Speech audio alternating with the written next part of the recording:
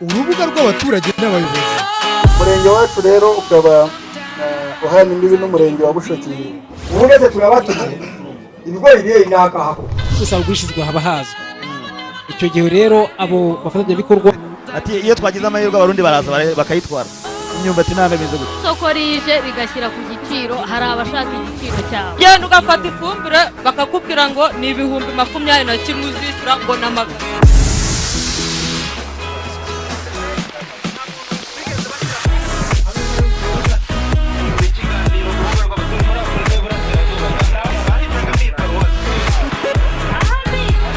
Abanyagihugu ba Mukindo amakuru ngo nitwa nde Elias Nsabimana nkuko bibabwiye ndagira ngo mbashimire mwese muri ahangaha mwitabira iki kiganiro. Ni ikiganiro urubuga rw'abaturage n'abayobozi, ni ikiganiro mutegurirwa na Pax Press n'umuryango nyarwanda w'abanyamakuru baharanira amahoro.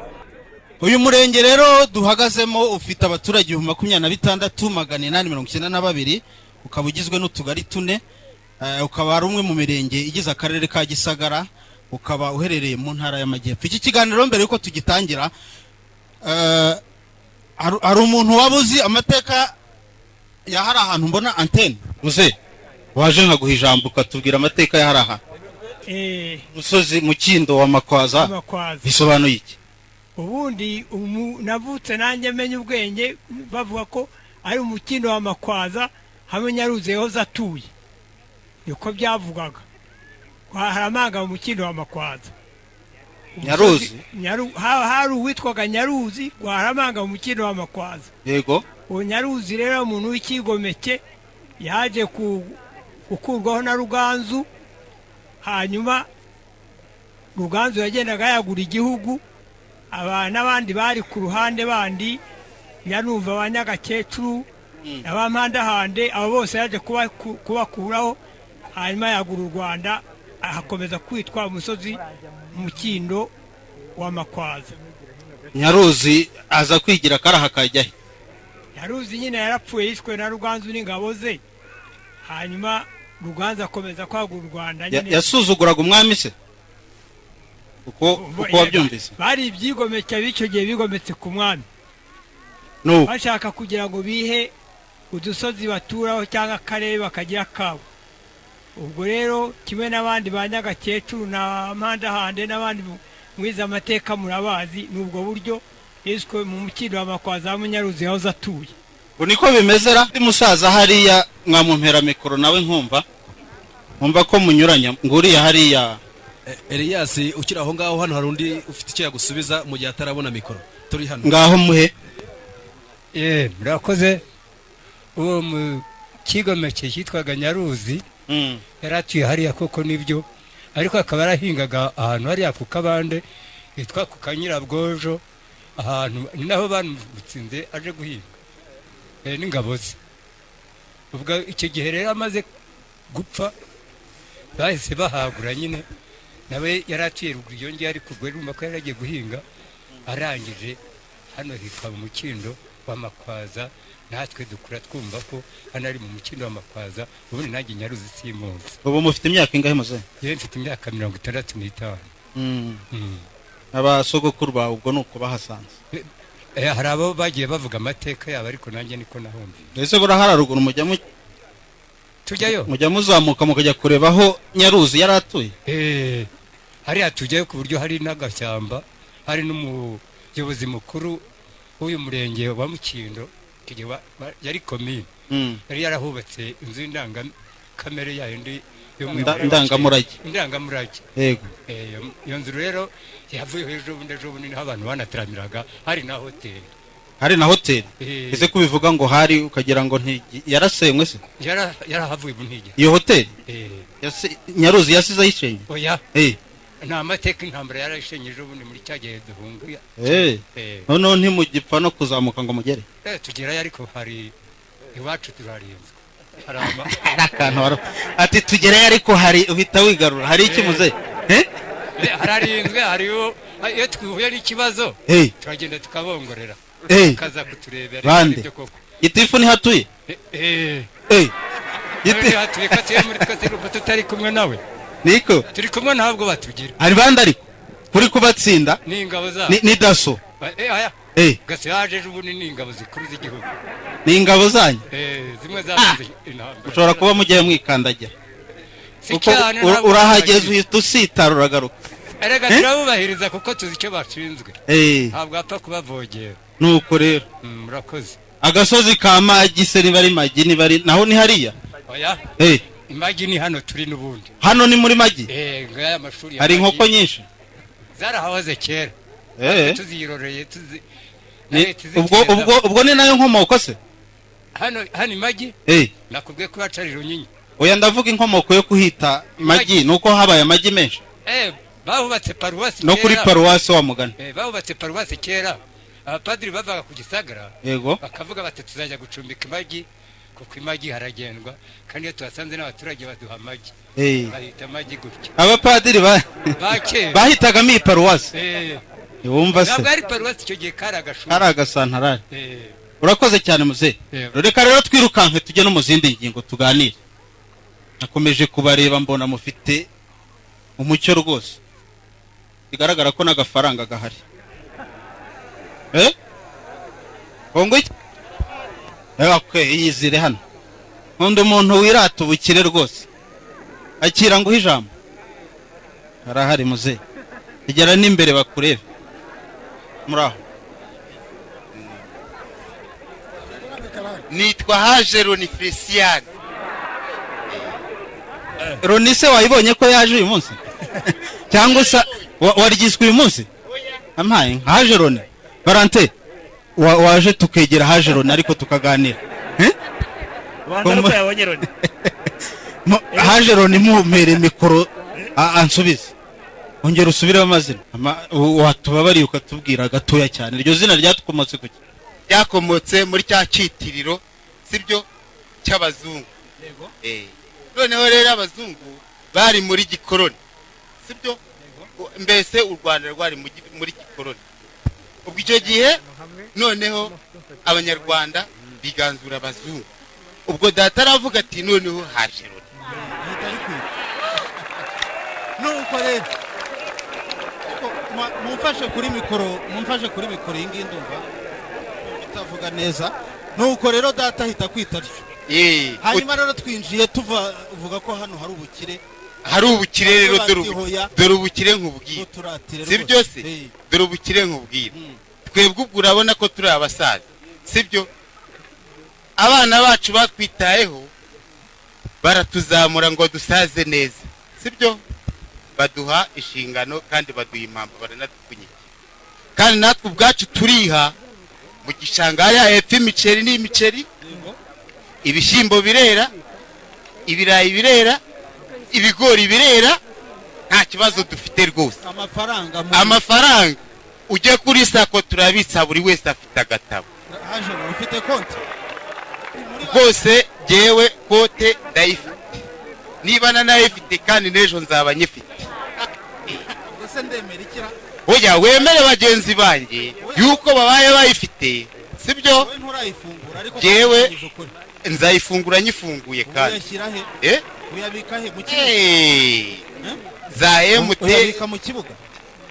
za MTN zaraje mobile zaraje ayiteri ntuze niko impamvu nanabazaga iki kibazo namwe mwumvireho nta poto y'amashanyarazi nabonye nta tiyo y'amazi nabonye ayo mafaranga mufite mutagira amashanyarazi n'amazi muyashyira he dutuma mwebwe bahungu bana mutugerera i Kigali se byagenze bite yaheze i Kigali amazi se amazi imiyoboro irimo iraza rwose ababishinzwe barimo barayatsa nibyora ndetse n'amatara agiye kugera hafi umuhanda wabonye aho batangiye kugeza bawukora uwo musaza mugenzi wawe muhe mikoro ndabona ari kukubwira ko atari byo murakoze nitwa Mudaheranwa Emmanuel ntuye mu mudugudu wa Nkurubuye akagari ka Nyabisagara umurenge wa Mukindo ubwo ndajya kubyerekeye icyo kibazo cy'amafaranga yego hano ni ukuri mu murenge wa Mukindo turimo turatera imbere cyane iguteza imbere ni igiki hambere ahangaha nta gafaranga kari dukunze kubona cyane ariko ubu duhita amahirwe haje umushinga wa fonerwa ubu turakorera amafaranga turimo turayakirigita turayabona ku bwinshi turahembwa ku buryo bwiza ubu ngubu ndetse n'agasakiranye sinabivuga mu minsi mikeya rwose uzasanga umurenge wa Mukindo usa neza amazu ameze neza asukuye n'ibindi byinshi cyane ariko dufite imbogamizi uti nizihe amafaranga turayafite ariko ikibazo ni imbogamizi zaho muyabika no kuba ikibazo oya sako irahari kandi abanyamuryango bamaze kuba benshi sinkuze imbere ugira ngo ndimo ndira nanjye urabona ko ndi umunyamuryango n'agatabo no gukuramo 2 mu kanya ndabirye ubwo rero ni ukuvuga ngo amafaranga arahari turanabitsa ahubwo dore ikibazo aho kiri ni ukuvuga ngo turashaka gutera imbere icyo kibazo gishamikiye ku bukungu mufite ubukungu dufite ariko tutabusohoza neza ngo tubone aho bugana n'aho bujya sako irahari turayabitsa ariko twakora yenda tuyateza imishinga imbere dore ikibazo gihari uwaduha amashanyarazi hano mu murenge wa Mukindo ntazamure zikaboneka umuntu imashini zigakora abafite za toriye bagakora abafite imashini bakadoda abafite n'ibindi bintu bikagenda neza nta bundi mu murenge wa Mukindo rwose ibintu birimo mushobora kuba mutazi kwishyira hamwe amashyirahamwe arahari ukurikije amafaranga mufite habuze iki ngo muzana ayo dutegereje wasa kugira ngo ituzanire amatara naho ubundi amashyirahamwe yarahari rwose turi mu bibina cyane ni ukuri ariko Elias igeze kuvuga ikintu cyitwa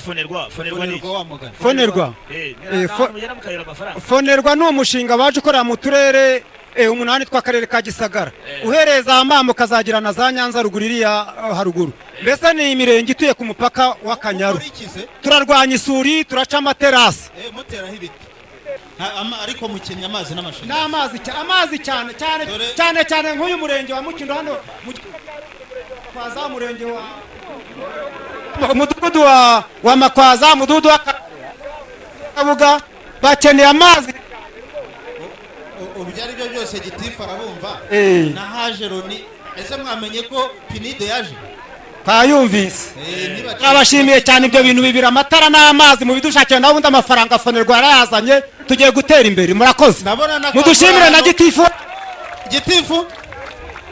arakora cyane cyangwa mwariye ruswa niko gitifu yakoze iki gituma bamushima mwese je banyita Sibomana Jean Paul yego Siboma ariko uwo mutaka mwawuretse kugira ngo amashusho aboneke neza akavura ntacyo gatwaye kijyanye n'amafaranga mwavugaga amafaranga turabo oya je nta kibazo dufite igisheko cyera umuceri yego ngira ngo umuceri hafi mu gihugu amuvana mu murenge wa Mukindo heza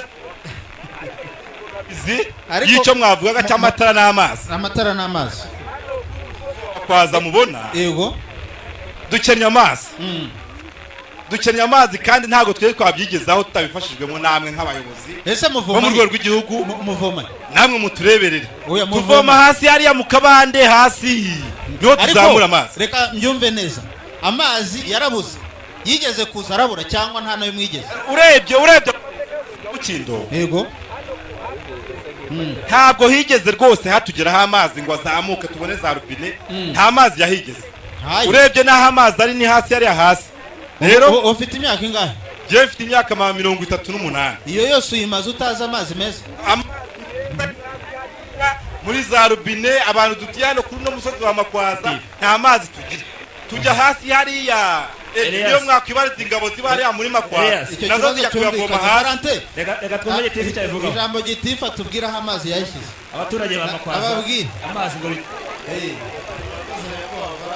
giti nushaka unahaguruka kugira ngo bakurebe iyo urebye igice kigaruka hano ahagana hejuru ni ukuvuga mu kagari ka Nyabisagara akagari ka Gitega n'akagari ka Mukiza imidugudu igana hejuru murabona ko umurenge ugizwe n'umusozi umwe ukomeza usanga iyo midugudu yo hejuru nta mazi arimo ubu rero icyo turimo dukora ni ubuvugizi ibyo abaturage bahoze bababwira nibyo bavoma amazi yo mu marobine mu masoko hasi rimwe na rimwe y'imvura iguye aba yanduye ariko tukagerageza gufatanya n'ubuyobozi bw'akarere kugira ngo turebe uburyo twabona amazi meza yo guha ababenegihugu hari ahandi rero ariko dufite umuyoboro twari twatewemo inkunga n'umushinga wa pepabusi ni mu gice cyegera Akanyaru aho bakoresha uburyo bwitwa garaviteri. Iyo midugudu rero igera ku 8 yo mu kagari ka Nyabisagara, mu kagari ka Gitega ndetse n'iyo mu kagari ka Mukiza, aho ngaho amazi arimo ariko ntabwo ahagije. Muri bimwe rero abaturage bafitiye inyota bo muri uyu murenge kugira ngo bihute mu iterambere nk'uko babivuze koko ni amazi. Icya kabiri ni amashanyarazi. Amashanyarazi nayo mu karere ka Gisagara mu mirenge 13 amazi yahageze mu mirenge 13 igize akarere ka Gisagara, umurenge wacu wa Mukindo niwe usigaye utaragezwamo umuriro. Ibi rero nabyo si uko nta buvugizi bwakozwe, ngira ngo byatewe n'aho umuriro uturuka. Umuriro waturutse mu gice cy'ihuye ugomba no kugira aho ugarukira. Nitwe turi ku mpera, iyo uza guturuka nk'i Burundi nitwe wari buhereho. Rero natwe dushonje dushiwe, ariko turi muri Afurika y'Uburasirazuba da, naho harimo no gusangira. Naho wahaturuka. Amapoto rero ageze imugombwa hano ni ku birometero 7. Gahunda ihari ni uko mu muhigo w'umwaka utaha utangirana n'ukwezi kwa 7 umurenge wa Mukindo nawo amashanyarazi aba yagezemo. Kandi n'aba baturage ntimwatanga inkunga akabageraho vuba. Abaturage nabo nk'uko baze mwarayatanze ngo mwarayatanze umva rwose batwatse inkunga niyo batwaka 1000 buri muturage, ariko ubu amazi tugereho, amashanyarazi tugereho, umuhanda tugereho mwiza, ibyo twabikora twayatanga ariko bikatugeraho. Mudutumire kuri perezida wa Repubulika twubaha umurenge wa Mukindo, rwose turi inyuma tuyatwumva amakuru y'ahandi, mutubarize rwose ko natwe azadusura rebe aho duhagaze, baduha amajyambere. Bayabahaye rwose bayabaye. Ariko hano hari intumwa ye kandi babwiye ko ari mu birometero 7 arimo araza. Ngira ngo bigeze kwa muva mutise amafaranga mwarayegeranije. Ngira ngo byaba ari nko kuzimya buji igihe cyose twabona ko amapoto yaje, uko bakubwiye amashyirahamwe barayafite. Ingo nyinshi 90% y'ingo zituye hano zihinga umuceri kandi bose bari muri koperative yitwa Koporori Kabogobogo. Abandi aba bari gukora muri uyu mushinga wa Fonerwa nabo turi kubashyira muri koperative. Urumva ko kwegeranya rero inkunga yagura y'amashanyarazi biroroshye cyane. Igihe umuriro wagera hano iyo urebye n'imirimo y'ubucuruzi bakora, amafaranga yaboneka yo kwishyura amashanyarazi. Ariko giti Fonerwa umuturage ugira ngo abone akazi muri Fonerwa, abaturage bose bakora muri Fonerwa, kugira ngo umuntu abone akazi muri Fonerwa bisaba iki? Mwigeze no kubabaza ngo ese ubundi Fonerwa ni iki? Fonerwa ni umushinga ugamije kubungabunga inkengero z'uruzi rw'Akanyaru. Kugira ngo rero umuturage abonemo akazi, twatanze itangazo. Ufite imyaka wese 18 wifuza gukora yaraje, barabandika kuri buri kagari. Ubu dufite abagera ku 2000 bakora muri ya materasi, bakora no mu mirwanyasuri, bakorera amafaranga 1000 ku munsi. Yego, giti waba wicaye urakoze. Nashaka yagararire. Ubundi se ko imvura uretse ko tutaya dutinya imvura, reka tuhagarare tuganire. Okay. Nuko rero reka twigire mu bindi. Ubuse mu budehe ndirirwa mbabazamo iki ko mwavuze ko mufite amafaranga muri mu cyiciro cya 3 ibyo byose? Mu budehe mfite imyaka 25 y'amavuko. Noneho gahunda y'ubudehe hari mutubajije. Yego. Nyakwa perezida rwose uteye nkunga ngo ngahari twese tube twabasa kujya hamwe ubudehe bwaguteje imbere. Ariko no hari gahunda twakoze ubudehe bwacu bw'umudugudu wa Rususa, harimo akantu k'inenge abaturage bamwe tutari kubona neza. Ati nakahe rero hari ukuntu abantu amafaranga nk'urugero inka ntabwo rwose turi kuzibona neza.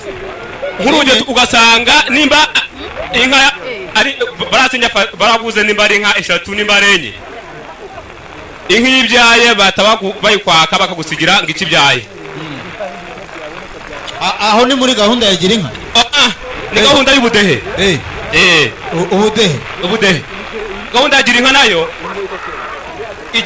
bagenda baha abantu batishoboye nk'urugero hari umuntu utaba ufite hari nko mu cyumweru atabasha kubona amafaranga yego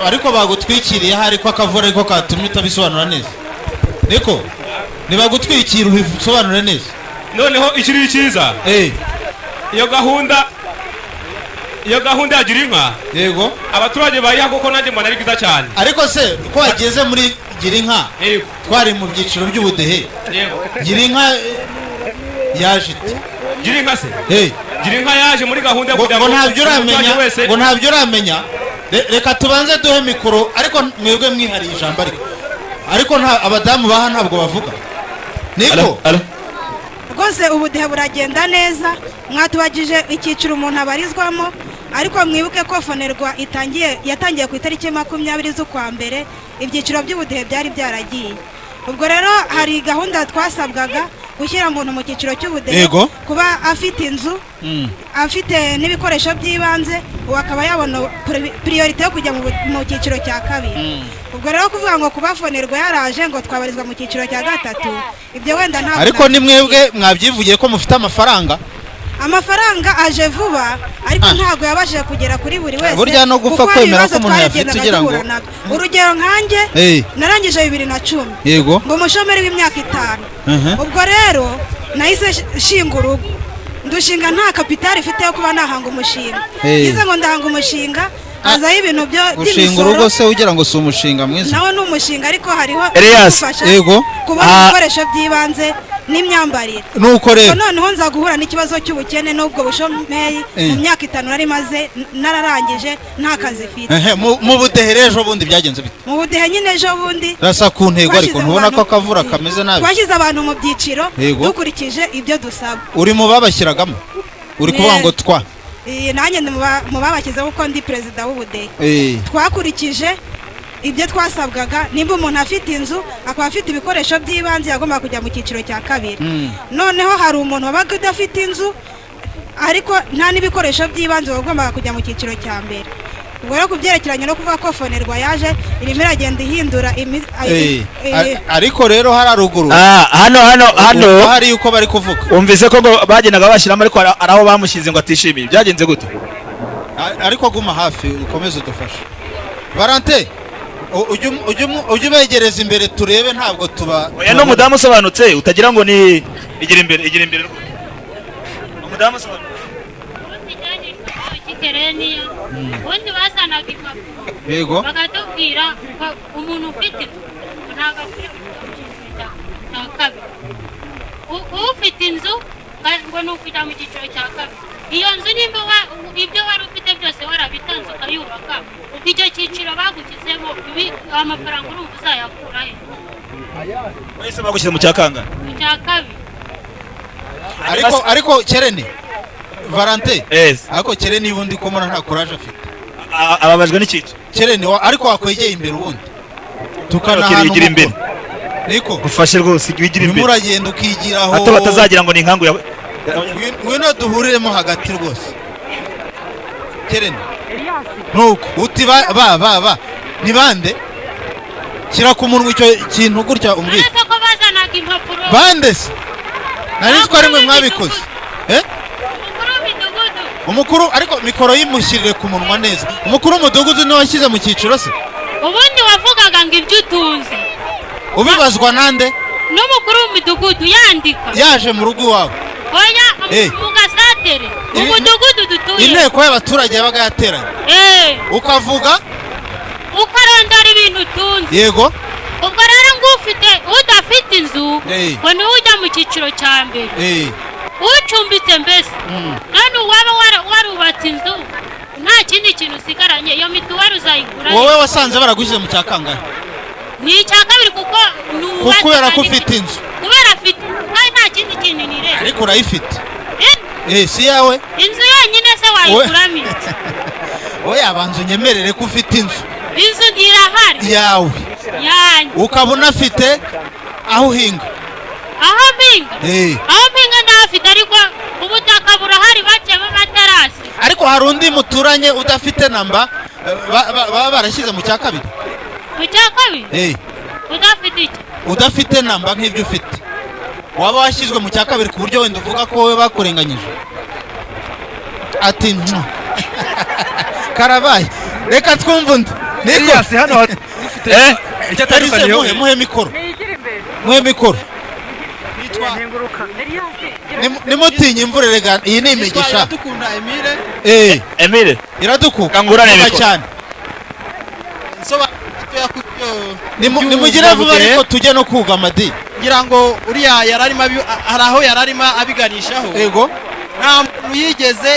nta muntu bigeze bashyira mu cyiciro umuntu yagishyirwagamo n'amakuru yatanze we baramubazaga amakuru yatanze niyo ajya mu Iraduku hari ibintu hano bari kuvuga ngo bya koperative duhishirane ngo duhishirane mu byiciro ngo mwese ngo mwishyiraga mu cyambere bose bashaka kwishyira mu cyambere okay ngira ngo abantu babaza amakuru yabazwaga mu nteko rusange y'abaturage iyo umuntu yabeshyaga baramunyomozaga ni ukuvuga ngo abo bagiye bashyirwa mu byiciro bya kabiri bari mu bya mbere abashyizwe icyiciro umuntu yagishyirwagamo n'amakuru yamaze gutanga we ku giti cyiwe urubuga rw'abaturage n'abayobozi umurenge wacu rero ukaba uhana imbibi n'umurenge wa Bushoki ubu neze turabatumiye ibigori bye n'akahaho usanga gushizwe haba hazwe icyo gihe rero abo bafatanyabikorwa ati iyo twagize amahirwe abarundi baraza bakayitwara imyumbati ntabwo imeze gutya isoko rije rigashyira ku giciro hari abashaka igiciro mbere y'uko imvura turogoye rero twaganiraga ku byiciro by'ubudehe tuganiraho gakeya Tasiyana sinzi aho ari Hajeroni harya Hajeroni nawe yagiye namubuze cyangwa arahari nuko kabeho kamwishe ibyiciro by'ubudehe bwana we nitwa Niyanagira Jean Paul. Yego Jean Paul. Icyiciro cy'ubudehe ngiye mbona kirimo bamwe babakene hari igihe usanga nk'umukene atanga amafaranga ariko atagakwiye kuyatanga ariko nanone ukabona hari abantu abafite nk'ubushobozi wenda bwo kwitangira mituweli ugasanga niwe uri mu cyiciro. Ariko Jean Paul tubwire hari abantu uzi byabayeho kanaka yagiye mu cyiciro bimeze gutya jewe nihereyeho yes jewe nkanjye ndi mu cyiciro cya gatatu ariko nanone wenda nkakurikiza nuko mpagaze nuko mbayeho n'uburwayi wenda ngenda mpura nabwo gatatu ubundi icyiciro cya gatatu kijyamo abantu bakora umushahara jewe rero ntabwo ubundi tubwira udukora iki ubeshejweho ni jewe mbeshejweho no guhinga mu rugo uri umuhinzi no gushishuro nyine uri umuhinzi ukaba warashyizwe mu cyiciro cya gatatu cy'abantu bakorera umushahara nanone rero abahinzi baratandukanye hari umuhinzi bari abantu wenda nk'umuntu uhingisha nk'umuntu ukajya kumuhingira akaguha 600 niwe muntu bita umuhinzi ariko Jean Paul ibyo byiciro uvuga ni bya bindi byashize cyangwa ni ibingibi bishyashya ni ibingibi turimo bishyashya jewe ndi mu cyiciro cya gatatu ninde wakigushyizemo mbese ninde wakigushyizemo jewe ubwa mbere nari ndi mu cyiciro cya mbere noneho ubwo ngubwo numva barampamagaye ngiye kwa muganga ngo ni mu cyiciro cya gatatu ubwo bitewe rero n'uburwayi wenda ngenda mpura nabwo wenda kenshi na kenshi hari igihe mituweli ntayibona nkaguma aho ngaho kereka nk'uyu mwaka nabwo n'ubu ngubu ntabwo ndayuzuza haracyaburaho 800 ariko hari ibintu bitumvikana neza menya mutari kutu amakuru uko bikwiye ariko hari umuntu usobanukiwe uko ibyiciro bigiye bikurikiranye nta muntu bisobanukiwe ariko Jean Paul ashobora kuvuga ibyiciro by'ubudehe na mituweli nturimo kubyitiranya uravuze ngo wagiye kwa muganga baraguhamagara bakubwira ko uri mu cyiciro cya gatatu none se hari icyiciro cya mbere kiba kirimo ubonera ibyiciro bingahe ibyiciro ni bingahe bitatu ibyiciro ni bitatu ni bine none mu cyiciro cya gatatu nibande baguye kuri mu cya gatatu se Valente nibande baguye kuri mu cya gatatu ubu bibona ku rupapuro Jean Paul kuri lisite Jean Paul iyi mikoro yizanuye ihe uyu mugabo ndumva ngo ashaka gusobanura ibyiciro by'ubudehe uko bibasobanurire banze murakoze uhereye ku cya kane umanuka nitwa Iradukunda Emile twigeze no kuganira kare nsobanuye iby'igiciro icyiciro cya mbere ni umuntu udafite inzu,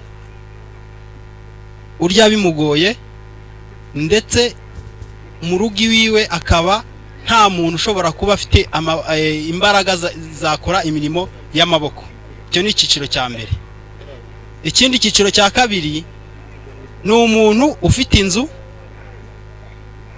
ushobora kurya rimwe ku munsi cyangwa akarya na kabiri, ndetse muri urwo rugo akaba harimo abantu bashobora kuba bafite imbaraga zakora imirimo y'amaboko. Icyiciro cya gatatu ni umuntu ufite inzu, urya rimwe ku munsi cyangwa kabiri, muri urwo rugo hakaba harimo n'umuntu nibura ufite umushahara akora ahembwa ku kwezi. Noneho icyiciro cya kane ni umuntu ufite inzu, ufite imodoka, afite inganda cyangwa amasitasiyo ya esanse. Ndumva ari uko nabasha gusobanura ibyiciro. Noneho rero abanyagihugu bari hano bari kwitiranya ibyiciro bya mbere, ibyo twari dusanzwemo n'ibyiciro bishyashya byavuguruwe. Bari kubyitiranya, ntago bari kubivuga, bari kubyumva neza uko bisobanutse. Niko Iraduko, mwebwe ngira ngo wagize uruhare mu gushyira abaturage mu byiciro.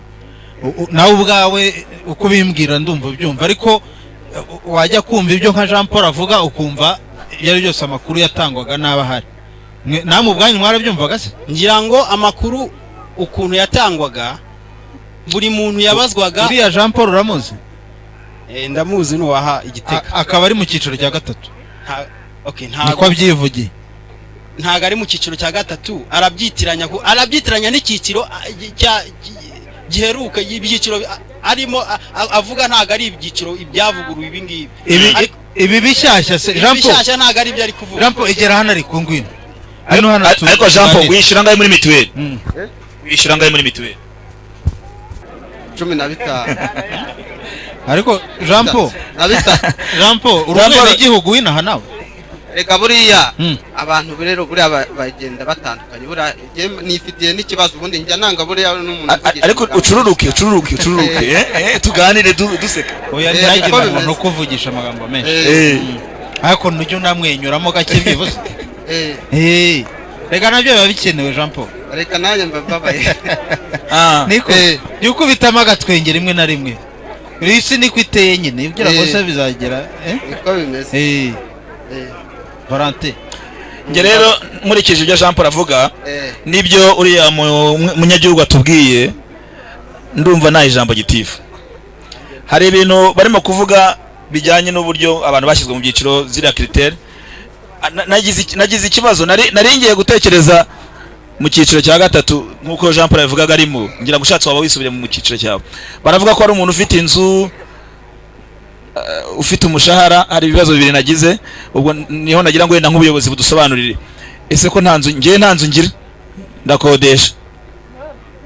Mutagira ngo rwose mubona nambaye amakote mugire ngo n'undi nta nzu ngira, ariko mfite umushahara wenda w'ibihumbi 500.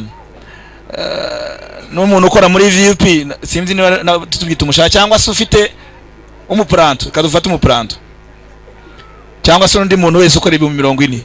Ko nawe afite umushahara nanjye nkafite umushahara, niko bigenda. Ibyo byiciro cyangwa se izo critère mwashingiyeho mwigeze muziganira cyangwa basobanuriye abaturage? Ndagira ngo mbanze shimira umwene gihugu Emile ko numvishije biriya byasabwaga mu byiciro, arabizi cyane. Ariko ndagira ngo tunatandukanye ibyiciro tuvuga muri iki kiganiro, nibyo byose turi bubikomozeho. Kuko iyo urebye ibyiciro bya mbere bigira ingaruka ku mikorerwe y'ibyiciro ibi bishyashya tutaratangira no kugenderaho. Ngarutse rero ku byiciro bya mbere byari 7 biri mu mazina yabyo mwese muzi, abahanya ibiki n'ibiki. Niyo nyito abantu barebye bakavuga bati inyito si nziza, umukene, umutindi. Ibyo nibyo byiciro uyu munsi wa none tukigenderaho, kuko ibyiciro bishyashya ntabwo biratangira gukoreshwa mu gihugu. icyo kibanza cyumvikane neza. Ari naho nkeka uriya mwene gihugu warimo avuga ni ari Jean Paul yari ari mu cyiciro cya gatatu kuko aricyo cyishyuraga amafaranga 3,000, noneho yaba afite abantu 5 akishyura amafaranga 15,000. Nkeka aricyo cyiciro yari arimo. Icyo rero tugishyire ku ruhande, noneho tujye mu byiciro bishyashya bitaraza. Ibi byiciro ni 4. Icyiciro cya mbere simbisubiramo, Emile yabivuze, yabisobanuye neza. Kuba udafite inzu, kuba utabona ibyo urya. Icya kabiri kuba ubibona bigoye, iyo nzu kuba wenda uyikodesha. Icya gatatu ni abakorera umushahara ku kwezi w'ukwezi, abakozi ba leta biranditse. Jean Paul rero ntabwo turi bumugarure ngo tumushyire mu cyiciro noneho cy'abakozi ba leta, ngo turamuzi nk'umwene gihugu w'igitega udahembwa.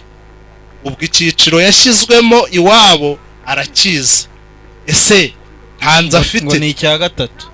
Ya, ntabwo bishoboka. Muri Mukindo abantu bari mu cyiciro cya gatatu ni abakozi, nanjye ndimo. Niba hari umwene gihugu udahembwa umushahara bashize mu cyiciro cya gatatu, atere hejuru. Hano barahari ngo uyu mwene gihugu uri mu cyiciro aravuze ngo oya momo witwa nitwa Nyaminani Vedaste. Yego Vedaste, nkaba ntuye mu mudugudu wa Rususa hepfanga. Jewe kuvana bagashyiraho ibintu by'ubudehe ngo bakadushyira mu byiciro by'abantu. Iyo wabaguragiye inka y'umuturage ushaka yenda agafumbire, baravugaga ngo ni ukugushyira mu cyiciro cya 3. Nk'ubu jewe mfite umuryango w'abantu 5, ndiha 15,000, nkatanga n'ayambirasi 500, kandi nyabona nahangayitse. No gushakisha nk'agakoko nyine nakabona nkagashora. Ejo nahingira umuntu yampa 600 nkayabika. Ejo nkavuga ati bo nimba mbonye 7,500. Ariko reka twumvikane. Twari tugeze ahantu gitifu uretse kugenda.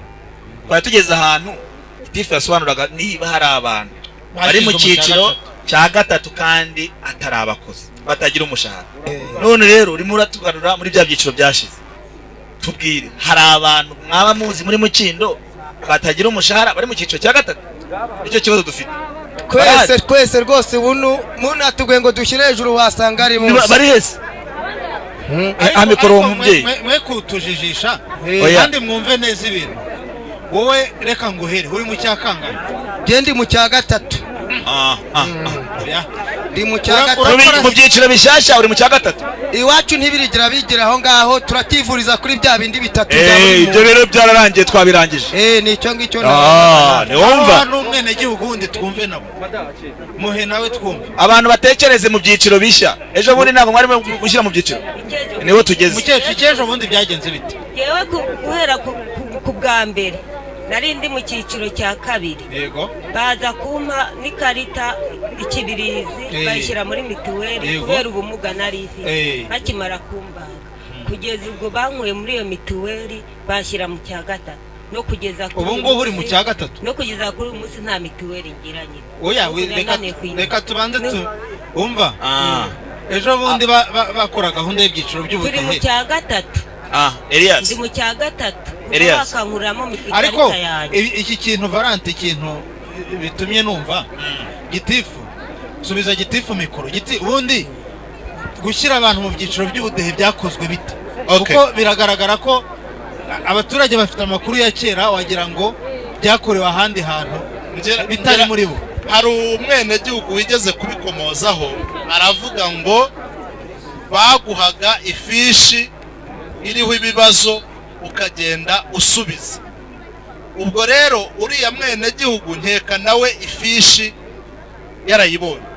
Ndagira ngo tuze kubwizanya ukuri, nari nanabikomojeho.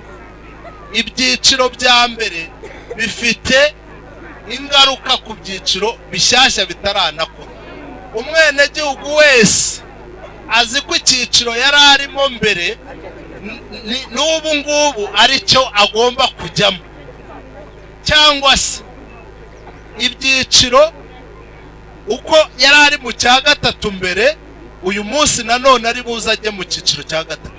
Icyiciro cya gatatu cy'ibyiciro bishyashya ni abakozi ba leta bakorera umushahara. Bivuze ko bitaragerwaho. Bivuze yuko bitaragerwaho. Noneho rero ayo makuru baragendaga bakajya mu mudugudu iwabo nyuma yo kubaha ya mafishi, bakicara iwabo mu mudugudu bagasoma bakavuga bati umwenegihugu runaka akwiye kujya muri, ndabona hano wari ushaka kubisobanura, akwiye kujya mu kihe cyiciro. Noneho bakavuga bati twebwe turabona yajya muri iki. Ahubwo iyo mu mbaza ibibazo twagizemo bari abenegihugu bari bahagurutse nibongera bahaguruke nkawe ngwino. Ariko hano hari umwenegihugu urimo kuvuga ngo abenegihugu bashobora kuba barimo kwitiranya ibintu. Reka muhe mikoro mudamu adusobanurire. Nagira ngo nanjye mbabaze bikorwa bari hehe ubu byakozwe n'abandi, tubwire di. Yewe uko mbibona aba bantu nubwo bari kubaza bino bibazo birumvikana kubera yuko turacyakoresha ibya mbere, ibya kabiri ntago turabisobanurirwa ngo tumenye ngo umuntu ari mu kihe. None hari umuntu uri kuvuga ngo mwarabisobanurire hano, ntago turabisobanurirwa kubera ko urabona ko abaturage ntago birabinjiramo. Reka Hakizimana kubwire nawe n'umwene igihugu wanyu. Bayita Hakizimana Jean Marie Vianney none mu mudugudu w'Akamasiga. Ibyo bintu by'ibyiciro twabiciciro cya gatatu ko kuko babivuga, ariko ibyo bintu bijya gukorwa umuyobozi w'umudugudu yazaga mu rugo hari ifishi akagenda kuzurizaho, none nyuma yaho hakaba inama none y'umudugudu wanyu hakaza umuntu akavuga ati Hakizimana Jean Marie Vianney akwiye kujya mu cyiciro cya kangahe. Babanzi ahubwo bushoza bati ni icya mbere ni icya kabiri, nta muntu washyize mu cyiciro cya gatatu. Muri ubu ngubu ibikizo bari kuvuga y'ibyo ngibyo. Mbonye nitwa Somana Jabos. Ye rero icyo mbivugaho ntago ndi umuntu uri gusobanura uko byagenze, ahubwo ndashaka gusobanura nkurikije aba bantu ko babisobanura siko biri. Ni ukuvuga ngo aba bantu nk'uko turi aha hari abataje aha bazumva iyo twavugiye aha bakajya babyumva ukundi. Ni ukuvuga ngo bararika inama baze aho bategurira bya bintu bashyirira abantu mu budehe. Ntago abo bantu baba baje noneho nibwo babashyira mu budehe bagenekereje bavuga uyu muntu uko tumugeza adahari, ese mu bushobozi bwe mubona akwiye mu kihe cyiciro. N'abaturage bari aho bakaba bati uyu muntu akwiriye kujya aha bitewe n'uko twumvise n'uko tumuzi. Nibo rero bari aha batumva uko ubwo budehe uko byagenwe uko babaga badahari, bakagendera mu bimwe bya mbere bya kera. Iby'ubu ntibarasohoka ngo tumenye ngo bamushyizeho nta nahazi, niyo mpamvu barabona ngo ndi mu cyiciro cya gatatu ngo ntabikwiye. Ni ukuvuga ngo ntibaba baje, nicyo kintu cya mbere cyumvikana ko kibyica. Barante umwene igihugu arakoze, ariko icyumvikana nuko muri rusange ntabwo abaturage babisobanukiwe. Reka twumve gitifu ukomereza aho wari ugereje abari twiganirira. Murakoze Elias, ngira ngo sindi bwemeranye nawe ko abenegihugu icyo kintu batakizi. Turi muri demokarasi, turi muri demokarasi dukoresha amatora. Yego sibyo, abemeza yuko ibi bintu mu midugudu bitaganiriwe, sibyo. None se gitifu yaba komisiyo y'amatora urumva byashoboka? Ariko giti reka dukoresha ukuri, ibyo byose bivugiye aha mwabibonye. Umwene igihugu hari yavuze undi undi ariko kuko ntibarangiye. Reba uyu mukecuru ngo ari mu cya gatatu, icya gatatu suri yakorera umushahara. Jean Paul ngo ari mu cya, nanjye nicyo cyanyobeye, akorera umushahara. Jean Paul ngo ari mu cya gatatu kuko nibo aha niko bimeze. Ikigaragara cyo nuko bashobora kuba batabisobanukiwe, ntabwo baratandukanya ibyiciro bya cyane n'ibyo uyu munsi. Ikigaragara giti ngira ngo wabihakana wabyemera birumvikana ko imyumvire iratandukanye. Fata umwanya ubibasobanurire. Ariko yes nicyo nashaka kugira ngo giti ubutumwa mbere yuko ubonye ko abaturage bawe batabyumva kimwe mu masegonda make bawo ubutumwa ku bijyanye n'ibi byiciro by'ubudehe. Nabanza nkashima yuko bigaragara ahubwo yuko hari ababyumva. Ni imfashanyigisho buriya dufite izatuma babisobanurira n'abandi. Narebuze kubabara iyo nta n'umwe babiri batatu uza kuvuga ati ko ibyiciro biteye turabizi. Icya mbere ni ukubanza kumvisha abenegihugu ko ibyiciro bya mbere biriya birindwi byariho kugeza kuri uyu munota nibyo tukigenderaho. Iby'ibyiciro bya kabiri bishyashya biriya bine mube mubyihoreye, ntibiremezwa, nibyemezwa tuzabibatangariza, dusohora impapuro nyinshi kuri buri mudugudu, tubahe amakopi, mugende buri wese amenyeshwe icyiciro mwamushyizemo. Ibyo ntibisobanutse, mwamushyizemo mwebwe abenegihugu. Hanyuma ku byiciro ntabwo ndi busubire muri criterias z'uburyo ibyasabwaga. Ikibazo cyajemo RODA, kiriya kigo cy'igihugu gishinzwe iterambere, hari ibyasabwaga kugira ngo umuntu ajye mu cyiciro cya mbere, icya kabiri, icya gatatu n'icya kane. Emile yabisobanuye neza, nanjye nari nabigarutseho. Ariko amakuru agezeyo, uyu murenge mu rwego rw'igihugu wari umurenge pilote mu karere ka Gisagara, mu mudugudu wa Butare na Mihigo, niho bagiye gukorera iryo geragezwa. Amakuru rero yageze muri RODA, aho agarukiye hari ibyagiye bigaragara yuko ya makuru yatanzwe atajyanye n'ukuri. Urugero ndarubaha, barabazaga ikibazo cya mbere bati ufite inzu, umwenegihugu akavuga wenda ngo inzu ndayifite, akagenda asubiza ibibazo ku mwishu. Murabona akwiye kujya mu cyiciro cya kangahe? Bagashyiraho ngo akwiye kujya mu cyiciro cya mbere kandi afite inzu.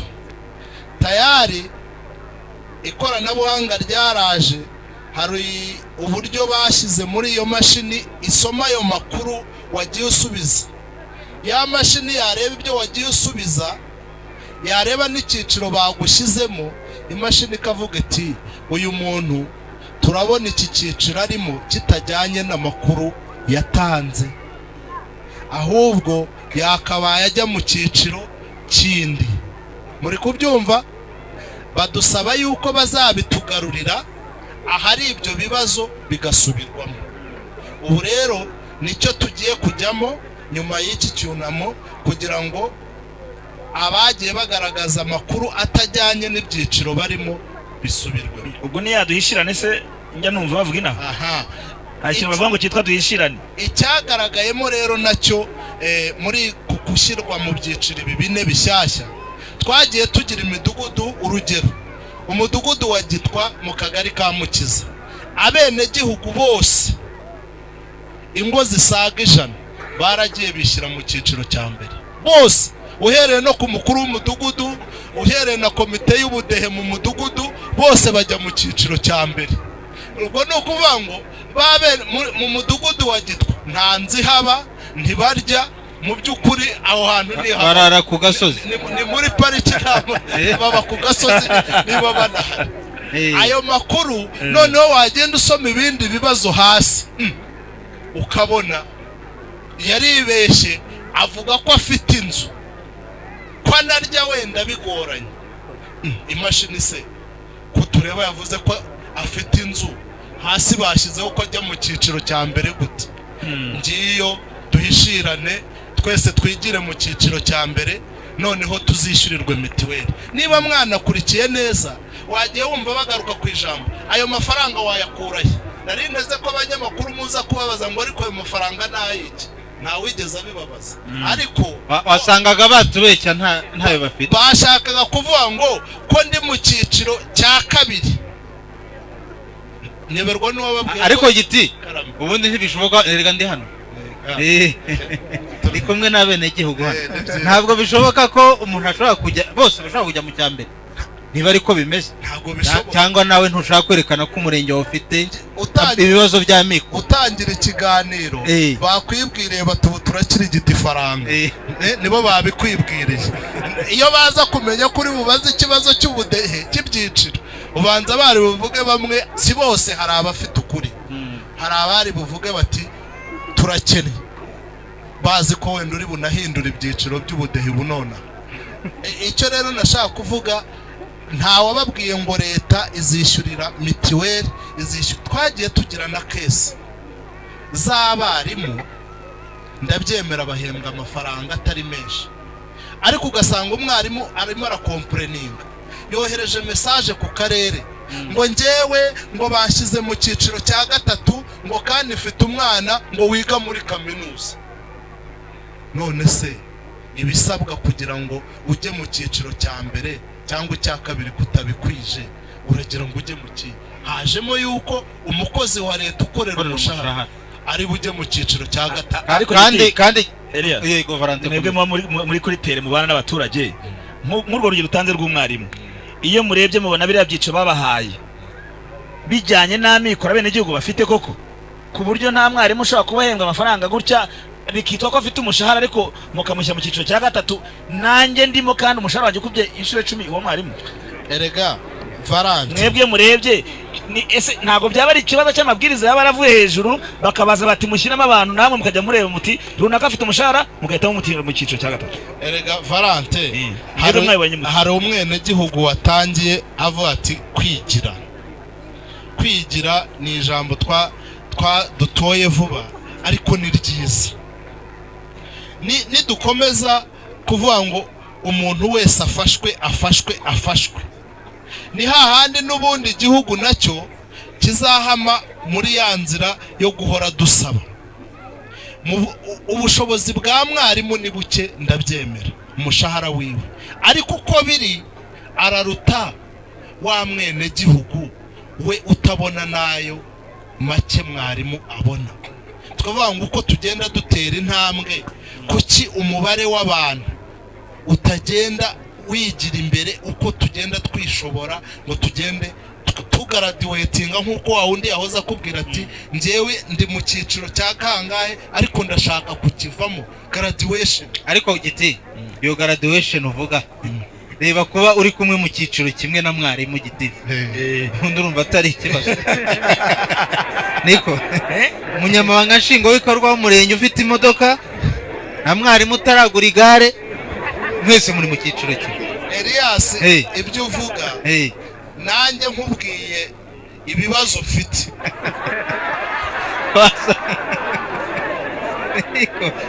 Ndabizi ubu abandi bamura bamutigitifu n'umukire, ariko barokore nibo bajya bavuga bati nzakagendana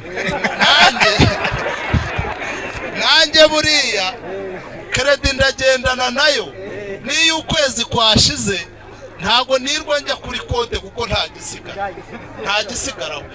Uko rero biri mureke abantu tujye tumenya no gucuka duharirane, n'ubundi nitwe bivamo. Abantu bemere rwose, mwarimu yemere babashyire ku list imwe neza.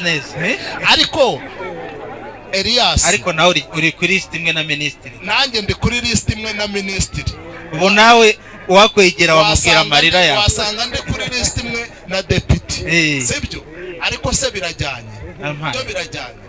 Nuko bitekereza ubushobozi bw'igihugu aho butuganisha no kwigira, no kubitekerezo. Ariko nanone tudakuyeho ko leta ifite inshingano zo gufasha babandi koko bigaragara bababaye kurusha abandi. Ariko ubundi Giti, ubundi ko ari nawe hagarariye inzego z'ubutegetsi bw'igihugu aha, ubundi bakomboreye ibyiciro bigamije ibyiciro by'ubudehe ni ibidufasha gukora igenamigambi ry'igihugu. Aho bihurira na za mitiweli bari kuvuga aba bakecuru no kwishyurira abana mu mashuri.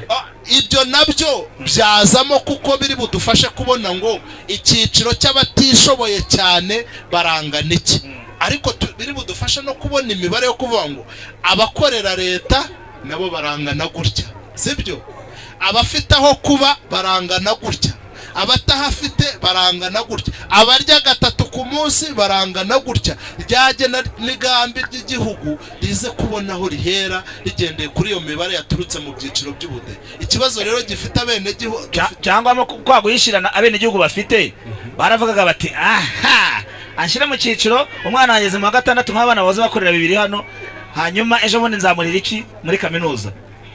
Ubwo siho batangiye baceka bati nishyira mu cya kabiri ejo bundi nkazahura n'ibibazo nk'uko mu byambere bahuye. Hari imidugudu byabayemo, urimo ufite umwana akaza akababwira ati rero tugize amahirwe yo gushimashima kuri ibi byiciro, mureke tubyaze umusaruro amahirwe tubonye. njyewe murabona abana banjye bakeneye kwiga, namwe murashaka mituweli, nimureke twese tujye mu cyiciro cya mbere, umwana wanjye azishyurirwe kandi namwe leta izabishyurira mituweli. Abaturage bati aho, bose bagahita bishyura mu cyiciro cya mbere, ati ubwo mituweli ndayibonye birarangiye, nanjye umwana wanjye agiye kwiga. Elia, reka ibyiciro by'ubudehe tubiveho, ariko iki kintu cyenda gusa n'andi makuru mfite yo muri umurenge wa Mukindo, yuko abaturage b'inaha abantu bafite ibyangombwa by'ubutaka bazamura. Umuntu uzi ko afite icyangombwa cy'ubutaka ngo ni mbarwa, uretse bazamura nababara 3 4 5 7 12 bonyine. Naho ndebe abandi byagenze bite? Niko kubera iki mutarikisha ubutaka? Abandi byagiye ngwino umbwira impamvu udafite icyangombwa cy'ubutaka. Giti burutse utagifite ari kubera iki mutarikisha ubutaka? Mbere uwo mugabo yirize kubera iki? Muhe haguruka. Witwa ndamazina? Amazina yanjye nitwa Mbonigaba Samuel. Yego Samuel, egereza mikoro ku munwa ariko. Oya, muri umurenge wa Mukindo, umudugudu ni Mutondo. Ni ukuvuga ngo ntago ari njye mukuru w'umuryango, ariko nakabaye muhagarariye. Uko biri kose icyangombwa twarabaruje isambu, turangije icyangombwa turakibura, tujya no ku murenge, icyangombwa kirabura.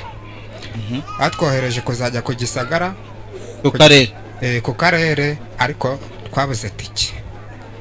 Kuva hano Gisagara ni amafaranga cyangwa ari urugendo rungana iki? Kuva hano ujya ku Gisagara ni amafaranga 5,000. Ariko uravuze uti twabuze icya, reka twumve mureke twumve. Mwarabaruje ubutaka bwanyu? Twarabaruje n'abandi mwari muturanye? Bo barabibona mwe ntimwabibona? Isambu yacu bwari ubucago noneho tuyibaruza nk'umuryango. Mwibaruza ari imwe? Mwibaruza kuri nde? Tuyibaruza ku mukuru w'umuryango, ari we data wacu bita Bucuma. Namwe mugendamo musinya hanyuma turangije icyangombwa twarakibuze kugeza bababwiye ko cyagiye? Ntago bigeze batubwira aho cyazimiriye. Cyangwa mwarayigurishije? Ntago twigeze tuyigurisha. Wagiye ku murenge se? Ku murenge twagiye. Bakubwira? Baratubwiye ngo ntago icyangombwa cyanyu kiri hano. None ubu wabuze 5 byo kujya Gisagara? Twarabibuze. Ndashaka abantu batubwira impamvu mudafata ibyangombwa by'ubutaka cyangwa se mutabifite. Habaye iki? Ndagifite, ndabifite. Uragifite? Ndabifite rwose. Nta kibazo ufite? Nta kibazo mfite. Ibintu nta mpamvu? Nta mpamvu. Okay. Ahubwo icyo nagira ngo mbivugaho mu baturage habayemo ubunebwe bwo kutitabira gahunda leta yari yatanze. Bitindamo aho mu tugari niho byari biri. Naho ibindi byo kwirirwa bavuga ngo ba executive ngo ntago ngo babimye intuza, habaye ubunebwe bwo kutitabira iyo gahunda. Mureke iki kintu tugisoze twumva Zegitifu.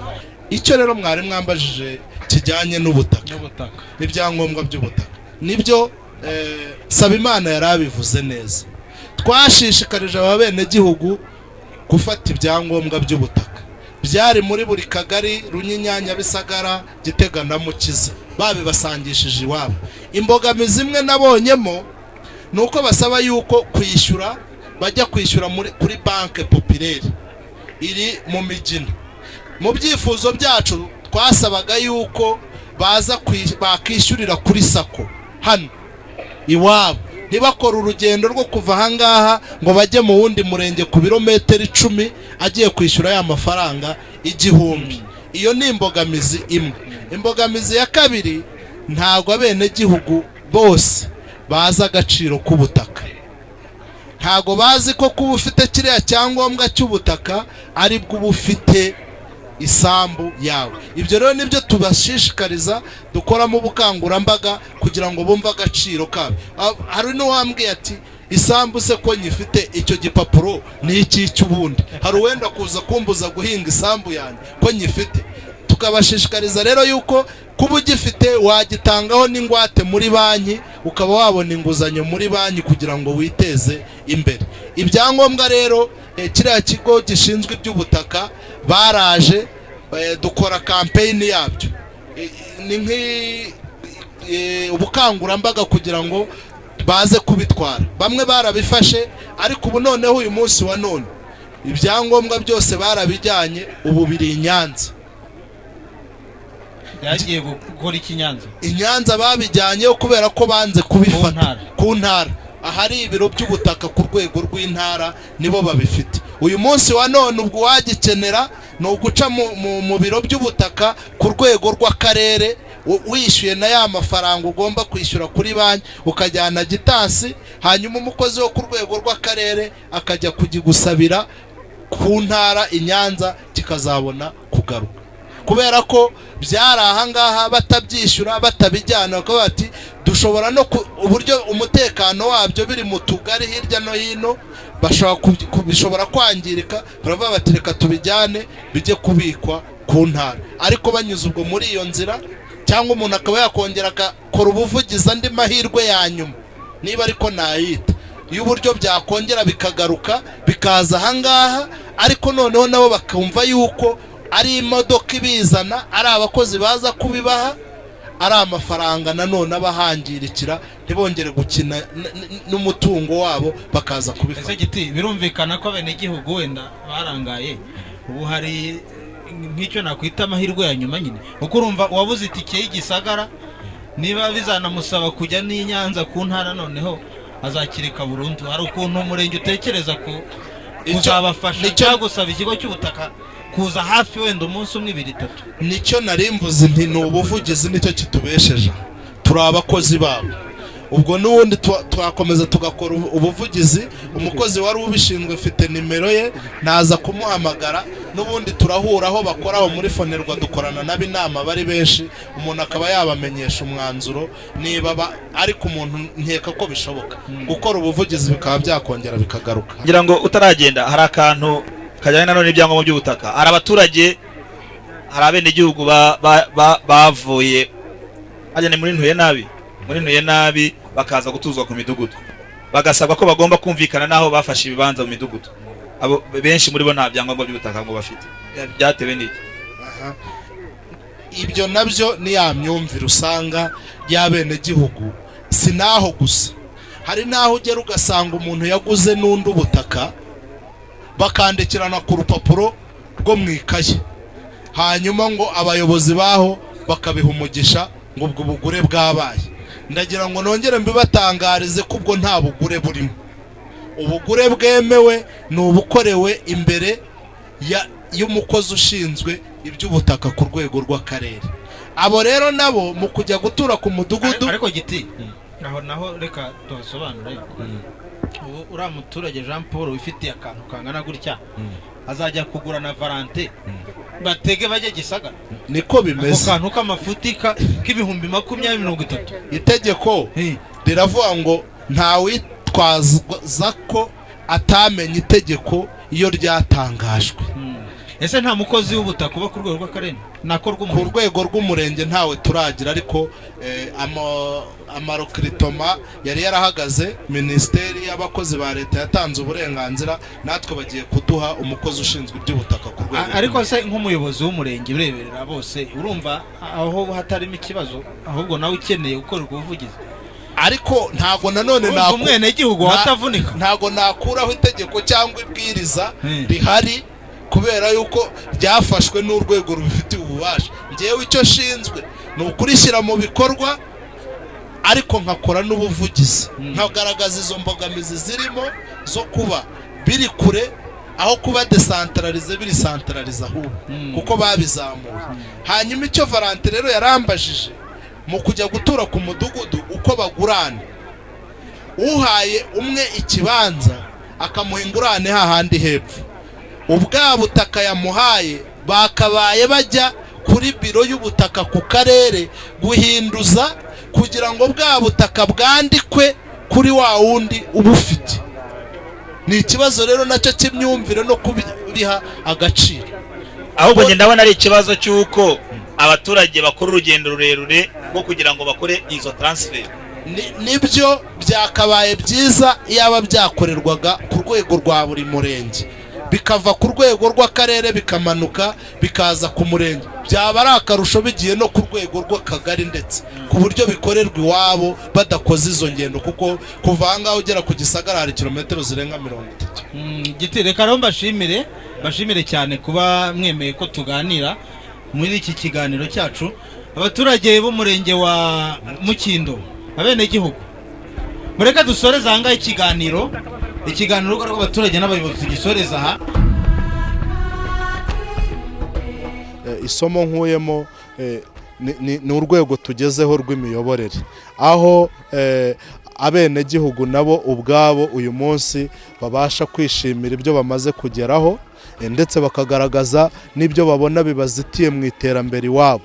Atari ukuvuga ngo ni gitifu noneho uri buze kutuvugira umuriro, uri buze kutuvugira amashanyarazi, nibo bagenerwa bikorwa b'ibyo, nibo babikeneye kurusha nanjye w'umuyobozi nk'abanyamukindo barabishaka babyivugiye. Biragaragaza rero urwego abenegihugu nabo bagezeho mu kumenya ibyatuma iterambere ryabo ryihuta. Ikindi ni n'ukuri kugaragara uko batanga n'amakuru, nabyo nibyo kwishimira.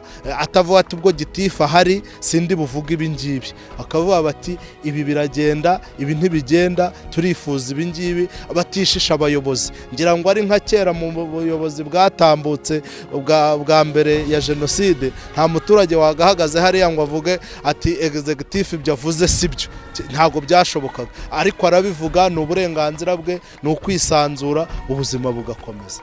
Numva rero ahubwo umuntu yasaba ngo ikindi natwe buriya hari aho biduhwitura, hari aho baba bakomye dushobora gusanga hari inguni twe tutageragamo, noneho ukavuga uti hariya ariko ko aha bahavuze, umuntu akwiye kuhibanda akaba yashyiramo agatege. Tegurira ibiganiro ni ukugira ngo tugerageze gufasha abayobozi n'abaturage kuganira, cyane cyane abaturage bakagira uruhare mu bibakorerwa, gahunda ziza kubafasha kugira ngo batere imbere bakaba bagize uruhare, aho batarugize bakabyerekana, umuyobozi agasobanura wenda ikibazo cyaba cyabayeho. Icyo kintu ndumva cyabayeho ahangaha. Mwabonye ukuntu umunyamabanga nshingwabikorwa w'umurenge wa Mukindo yaganiraga n'abaturage, umuturage akavuga ikibazo cye, executive akaza agasobanura, aho abaturage batabyumva neza akagerageza kubaha amakuru uko ibintu bikorwa. Ngira ngo icyo ni ikintu gikomeye cyane. Mwabonye ko baganira nk'abantu babana bareshya, ntabwo ari cya kindi noneho cyo kuvuga ngo umuyobozi araza atanga amabwiriza umuturage ayashyire mu bikorwa, yayishimira atayishimira. Icyo kintu ndumva ari ikintu cyiza kandi kiri mu ntego twe tuba tugamije. Ndumva navuga ko uyu munsi rwose wagenze neza uko